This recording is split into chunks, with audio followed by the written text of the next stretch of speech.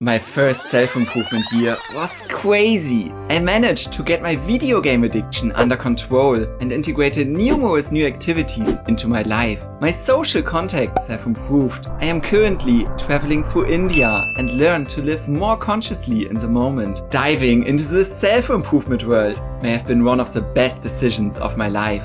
But things don't always go that smoothly. In that one year I also had numerous relapses. I got no support from friends and my routines overwhelmed me. So I pushed my ambitions aside and I took a step or even two backwards. All these setbacks though not only shaped me, they were also very instructive experiences that I absolutely want to pass on to you. First, you alone are responsible for your journey. Yes, you can be influenced by others as well as your thoughts, and not everybody will be positive about your change. Despite that, it's still your journey and your life.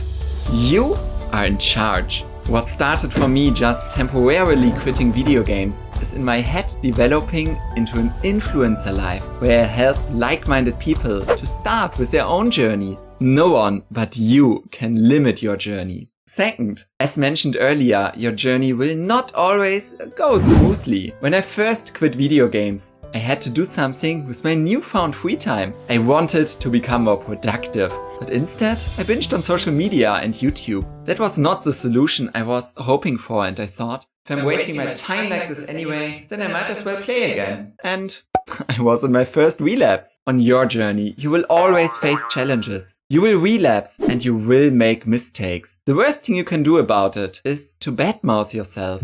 Making mistakes is human. And the more you push your limits and your comfort zones, the more you will be confronted with them. Being in a self-improvement journey means learning how to embrace these challenges. Every obstacle is a chance for you to grow personally. You often find your greatest potential in the most difficult situations. Third, at the beginning of my journey, I had no one to express myself to. All my gamer friends could not understand me, and instead they even tried to convince me to play again. Your environment influences you significantly. If you are constantly exposed to temptations, then your journey will be tough and much more difficult.